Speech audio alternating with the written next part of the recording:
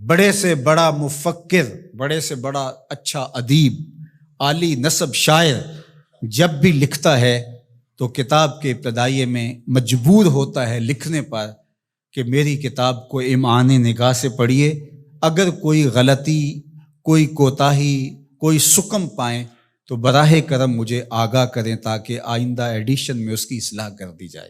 لیکن قرآن کھولو تو پہلا جملہ یہی ملتا ہے، یہ کتاب میں شک نکال کے تو دکھاؤ، اس کتاب میں کوئی عیب نکال کے تو دکھاؤ، یہ عیب سے بھی پاک ہے، یہ ریب سے بھی پاک ہے، اس میں کوئی شک نہیں، اس میں کوئی شبہ نہیں۔ ذالک الکتاب لا ریب فیہ۔ اللہ اکبر۔ ذالک کا اشارہ بعید کے لیے ہے لیکن عظمت کے لیے یہاں بیان فرمایا گیا۔ اس کا یہ معنی بھی ہو سکتا ہے کہ یہ وہ بابرکت کتاب ہے جو آسمانوں سے آئی ہے۔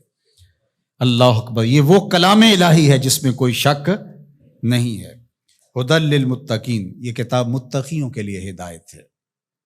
اللہ اکبر۔ اس کتاب کو ھدی للناس بھی کہا گیا، تمام لوگوں کے لیے ہدایت، اور ہدایت کے مفہوم کو آپ اچھی طرح سمجھتے ہیں، رہنمائی کرنے والی، راستہ دکھلانے والی، منزل تک پہنچانے والی، اندر کی بیماریوں کو دور کرنے والی، باطنی امراض کے لیے شفا۔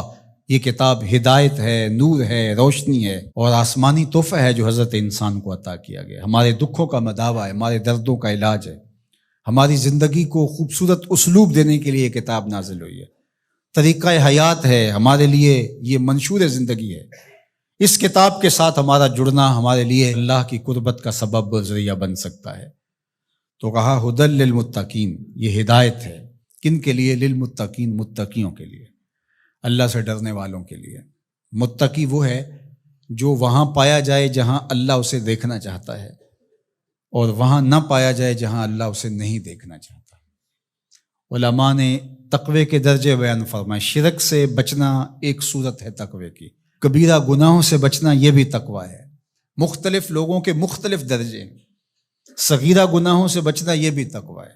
جتنا منصب بڑا ہوگا اتنا تقوی کا معیار بھی اس کو اتنا بڑا رکھنا پڑے گا۔ امام اعظم علیہ رحمہ، آپ کسی سے قرض لینا تھا تو دروازے کو دستک دے کے آ کے گلی میں دھوپ میں کھڑے ہو گئے، تو کسی نے کہا حضرت دیوار کا سایہ پڑ رہا ہے تو آپ یہیں کھڑے ہو جائیں۔ کہا مکروز سے نفع حاصل کرنا یہی سود ہوتا ہے، تو میں اس ڈر سے سائے میں نہیں کھڑا ہو رہا کہ یہ کہیں مبادہ سود نہ بن جائے۔ تو مختلف لوگوں کا مختلف تقوی ہوتا ہے۔ اللہ اکبر۔ تو شرک سے بچنا عام لوگوں کا تقوی یہ ہے، کبیرہ گناہوں سے بچنا تقوی کی یہ صورت ہے، صغائر سے بچنا یہ بھی ایک صورت ہے، لیکن ہر وہ شے جو خدا سے غافل کر سکتی ہو اس سے بھی بچنا یہ اللہ والوں کا تقوی ہے۔ تو اتقاء کا نور جو رکھنے والے ہیں قرآن، اس کے لیے ہدایت ہے۔ یہاں ایک سوال کھڑا ہوا، وہ یہ کہ قرآن نے ایک دوسرے مقام پہ فرمایا ھدی للناس، یہ قرآن ہدایت ہے لوگوں کے لیے، اور یہاں فرمایا متقیوں کے لیے ہدایت ہے۔ تو جو قرآن متقیوں کے لیے ہدایت ہے تو پھر لوگوں کے لیے جو ہدایت کہا گیا اس میں کیا فرق ہوا؟ تو بات یہ ہے کہ قرآن کی طبع کے اندر تو ہدایت ہی رکھی گئی ہے، قرآن تو نور ہی بانٹتا ہے، لیکن یہاں اس سے اکتساب فیض کون کرتے ہیں؟ وہ متقی ہیں۔ قرآن ہے ہدایت، سراپا ہدایت، لیکن جو کفار ہیں، مشرکین ہیں، وہ اس ہدایت کے سرچشمے سے کچھ حاصل نہیں کر پاتے، اس سرچشمے کے پاس بیٹھ کر کے بھی اندھیرے میں رہتے ہیں۔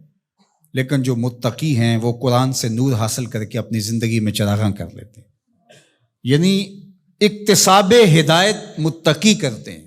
لیکن قرآن مجید جو ہے وہ سراپا ہدایت ہے، وہ سب کے لیے۔ اگر کافر بھی ہدایت لینا چاہے تو قرآن اس کو بھی دے گا، لیکن اگر وہ نہیں لینا چاہتا بلکہ اس کی ضد بڑھتی ہے، اس کے اندر جو ہے وہ حسد بڑھ جاتا ہے، اس کی دشمنی بڑھ جاتی ہے۔ قرآن مجید میں اللہ تعالیٰ نے دوسرے مقام پر ارشاد فرمایا وَنُنَزِّلُ مِنَ الْقُرْآنِ مَا هُوَ شِفَاءٌ وَرَحْمَةٌ لِّلْمُؤْمِنِينَ وَلَا يَزِيدُ الظَّالِمِينَ إِلَّا خَسَارًا۔ یہ شفا ہے، رحمت ہے مومنین کے لیے، لیکن جو ظالم ہے ان کا نقصان زیادہ ہوتا ہے، وہ خسارہ زیادہ حاصل کرتے ہیں۔ يُضِلُّ بِهِ كَثِيرًا وَيَهْدِي بِهِ كَثِيرًا۔ اسی قرآن سے کچھ ہدایت لیتے ہیں اور اسی قرآن سے کچھ گمراہ ہو جاتے ہیں۔ تو قرآن کا قصور تھوڑا ہے۔ بارہ کے در لطافت تبش خلاف نیست، در باغ لالا رویت و در شورا بوم خاص۔ بارش کی فطرت کے اندر، طبع کے اندر کوئی اختلاف نہیں ہے، اس کے فردوس بدامہ قطروں کے اندر زندگی ہے، نور ہے، تازگی ہے، لطافت ہے، برکت ہے، حیات ہے۔ لیکن وہی بارش جب باغ میں برستی ہے تو لالا کے پھول پھوٹتے ہیں، گلاب مہکتے ہیں، کلیاں چٹکتی ہیں، یاسمین، نسرین، نسترن اور چنبیلی کے پھول بہار دیتے ہیں۔